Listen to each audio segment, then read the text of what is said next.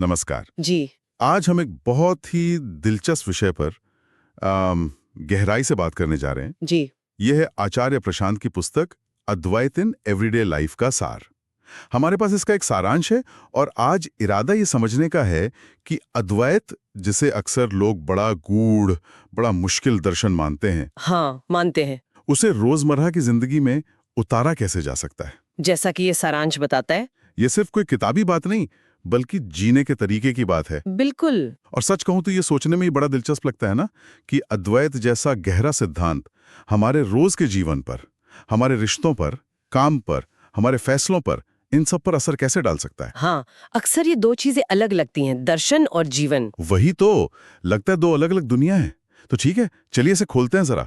आज कोशिश यही रहेगी कि इस सारांश के जो मुख्य विचार हैं उनकी तह तक जाएं जी। और देखें कि ये समझ, जैसा कि सारांश कहता है, हमें अंदर से शांति और जीवन में स्पष्टता कैसे दे सकती है। हाँ, कोशिश करते हैं इसे समझने की। तो सबसे पहले बिल्कुल बुनियादी बात, सारांश अद्वैत का अर्थ बड़े सीधे तरीके से बताता है। कहता है अद्वैत इज इक्वल टू द्वैत नहीं, इज इक्वल टू कोई दूसरा नहीं।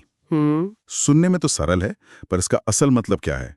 कोई दूसरा नहीं, इसका अनुभव क्या है? हाँ, ये बहुत ही आप कह सकते हैं मूल बात है जिस पर सारांश जोर देता है। और इसका मतलब ये नहीं कि जैसे भौतिक रूप से सब एक हो गया या दुनिया में जो विविधता है वो खत्म हो गई। अच्छा। नहीं, बल्कि सारांश का इशारा इस तरफ है कि चेतना के या कहिए अस्तित्व के सबसे गहरे स्तर पर, जिसे हम मैं कहते हैं ना, अपनी व्यक्तिगत पहचान, हाँ। और जिसे परम सत्य या ब्रह्म कहा गया है, उनकी बीच असल में कोई बंटवारा, कोई दूरी है ही नहीं। वो तत्वता एक ही है। एक ही है। हाँ, ये एक ऐसी एकता है जो पहले से मौजूद है। हमें उसे बनाना नहीं है, बस पहचानना है। होता क्या है कि हम अक्सर इसे देख नहीं पाते क्योंकि हम अपनी छोटी छोटी पहचानों में, दुनिया के ऊपरी भेदों में ही उलझे रहते हैं। अच्छा, तो मतलब ये एकता पहले से है, हमें बस उसे पहचानना है। और सारांश ये भी कहता है कि हमारी जिंदगी में जो दुख है, जो कंफ्यूजन है, हाँ। उसका एक बड़ा कारण ये है कि हम खुद को इस दुनिया से, बाकी लोगों से अलग महसूस करते हैं। एक मैं और बाकी सब वाली सोच। बिल्कुल। तो अगर ये अलगाव का भाव ही प्रॉब्लम है, तो अद्वैत की ये समझ कि भाई असल में कोई दूसरा है ही नहीं, ये हमारी मदद कैसे करती है? ये सिर्फ एक सोचने की बात है या इसका कोई प्रैक्टिकल असर होता है? ये बहुत जरूरी सवाल है और सारांश इसी व्यावहारिकता पर बल देता है। देखिए, दिलचस्प बात ये है कि ये जो अलगाव का भाव है ना, ये सिर्फ एक एहसास भर नहीं है। ये हमारे सोचने का, महसूस करने का, यहाँ तक कि हमारे व्यवहार करने का आधार बन जाता है। इसी से फिर वो असुरक्षा, डर, जलन, अकेलापन, ये सारी भावनाएं पैदा होती हैं। हाँ, होती तो हैं। है आत्मान्वेषण करता है और ये समझना शुरू करता है कि ये अलगाव तो असल में है ही नहीं, ये तो एक भ्रम है। तो उसकी पूरी दुनिया को देखने का नजरिया बदलने लगता है। कैसे? दुनिया फिर कोई दुश्मन या कोई कंपटीशन की जगह नहीं लगती, बल्कि ऐसा लगता है जैसे ये मेरे ही अस्तित्व का फैलाव है। वो जो मैं बनाम दूसरे का तनाव होता है ना, हाँ, वो खिंचाव। हाँ, वो खिंचाव ढीला पड़ने लगता है। और जब ये विरोध का, टकराव का आधार ही कमजोर हो जाता है, तो सारांश के मुताबिक मन में अपने आप शांति आने लगती है। दूसरों के लिए एक सहज प्रेम, एक करुणा का भाव जागता है। अच्छा। ये कोई ऊपर से ओढ़ी हुई नैतिकता नहीं होती, बल्कि समझ का सीधा नतीजा होता है। ये बात सोचने वाली है कि अलगाव का भावी संघर्ष की जड़ है। और इसी से जुड़ा हुआ सारांश में एक और पॉइंट था जो मुझे बड़ा प्रैक्टिकल लगा जी। कि जब फैसले अहंकार के बिना लिए जाते हैं तो जिंदगी आसान हो जाती है। अब ये अहंकार क्या है इस कॉन्टेक्स्ट में, और इसके बिना फैसले लेने का क्या मतलब हुआ? हाँ। और सारांश ये भी कहता है कि हम किसी से जुड़ते नहीं, बल्कि पहचानते हैं कि पहले से ही एक हैं। ये रिश्तों पर कैसे लागू होता है? ये दोनों बातें थोड़ी और खोलिए ना। हाँ, ये दोनों बातें बिल्कुल जुड़ी हुई हैं। देखिए, अगर हम इसे जरा बड़ी तस्वीर में देखें तो सारांश यहाँ अहंकार को उस सीमित मैं के भाव के रूप में देख रहा है। वो छोटा मैं। हाँ, वो छोटा मैं जो खुद को सबसे अलग, एक सेपरेट यूनिट मानता है। और ये मैं हमेशा अपनी सेफ्टी, अपने फायदे, अपनी इच्छाओं और अपने डर से ही काम करता है ना? बिल्कुल। तो जब हम इस अहंकार केंद्रित नजरिए से फैसले लेते हैं, चाहे वो करियर का हो, पैसे का हो या किसी रिश्ते का, तो उसमें कहीं न कहीं अपना फायदा, अपनी असुरक्षा या भविष्य की चिंता मिली होती है। हाँ, ये तो होता है। तो सारांश के अनुसार अहंकार के बिना फैसला लेने का मतलब है इस छोटे मैं के दायरे से बाहर निकलना, स्थिति को पूरा देखना और जो सच में सही है, जो जरूरी है, उसके हिसाब से काम करना। तब हमारे काम अपने फायदे नुकसान की चिंता से आजाद होकर ज्यादा साफ और सहज हो जाते हैं। और यही चीज जिंदगी को आसान बनाती है, क्योंकि अंदर का जो झगड़ा है वो कम हो जाता है। अंदर का झगड़ा कम होता है जी। और रिश्तों के बारे में जो आपने पूछा कि जुड़ने के बजाय एकता को पहचानने का विचार, ये बहुत गहरा है। हाँ। आमतौर पे हम रिश्ते कैसे बनाते हैं? जरूरतें, उम्मीदें, पसंद नापसंद, एक दूसरे पर निर्भरता, इसी आधार पर, है ना? हाँ, ज्यादातर तो ऐसी होता है। ये जुड़ना अक्सर एक तरह का लेन देन होता है। लेकिन जब हम अद्वैत की नजर से, जैसा सारांश कहता है, ये पहचानते हैं कि दूसरा इंसान मौलिक रूप से मुझसे अलग नहीं है, हम एक ही चेतना के अलग अलग रूप हैं, तो रिश्ते का बेस ही बदल जाता है। कैसे? क्या बदलता है? तब रिश्ता जरूरत या मोह का नहीं रहता, वो गहरी समझ, एक स्वीकृति, एक सहज प्रेम का बन जाता है। उसमें उम्मीदें कम होती हैं और आजादी ज्यादा। ये पहचान रिश्तों को एक गजब की स्थिरता और गहराई दे सकती है। ये अहंकार रहित कर्म और रिश्तों में एकता की पहचान सुनने में तो बहुत अच्छा लगता है, पर यह है तो एक ऊंचा आदर्श। इसे रोजमर्रा की भागदौड़ में उतारने के लिए क्या कोई तरीका है? क्या सारांश कोई खास प्रैक्टिस या कोई मेंटल एटीट्यूड बताता है, जैसे उसमें साक्षी भाव का जिक्र था? हाँ, बिल्कुल। हर स्थिति में साक्षी बने रहना, ये क्या है और ये कैसे मदद करता है? बिल्कुल।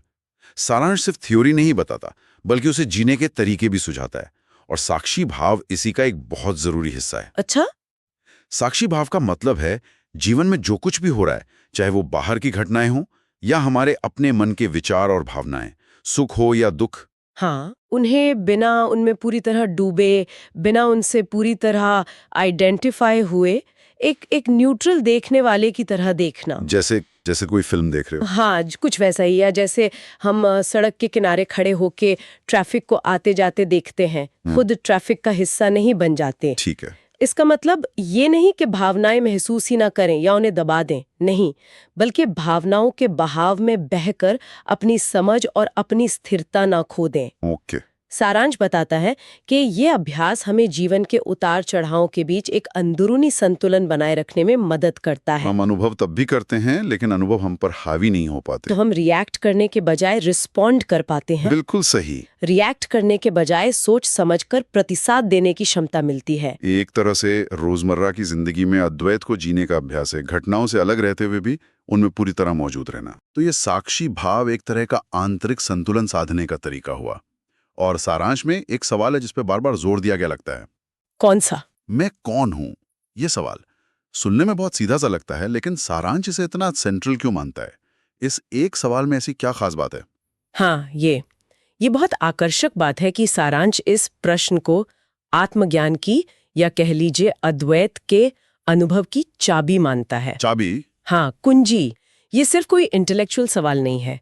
ये सवाल हमें उकसाता है कि हम अपनी उन तमाम पहचानों पर सवाल उठाएं जिन्हें हम मैं समझते हैं, जैसे हमारा नाम, हमारा शरीर, हमारा प्रोफेशन, रिश्ते, हमारे विचार, हमारी मान्यताएं, हमारी राष्ट्रीयता वगैरह वगैरह। हाँ, ये सब तो है ही हमारी पहचान। पर जब हम गहराई से पूछते हैं इन सब के पीछे असल में मैं कौन हूं, तो हमें पता चलता है कि ये सब पहचानें तो बदलती रहती हैं, ये परमानेंट नहीं है। सही बात है। तो सारांश का इशारा ये है कि इस प्रश्न की लगातार और ईमानदारी से खोज हमें अपनी इन सतही, उधार ली हुई पहचानों से आजाद करती है। जब हम ये देखना शुरू करते हैं कि हम क्या क्या नहीं हैं, तो धीरे धीरे अपने असली स्वरूप के करीब पहुंचते हैं। वो असली स्वरूप क्या है? वो अपरिवर्तनशील चेतना, वो जागरूकता जो इन सब बदलती पहचानों का आधार है। सारांश के अनुसार इस सवाल का जवाब जब सिर्फ दिमाग के स्तर पर नहीं, बल्कि एक गहरे अंदरूनी अनुभव के रूप में मिलता है, तो व्यक्ति की पहचान उस छोटे अहंकार से हटकर अपने असली, असीमित स्वरूप में टिक जाती है। अच्छा।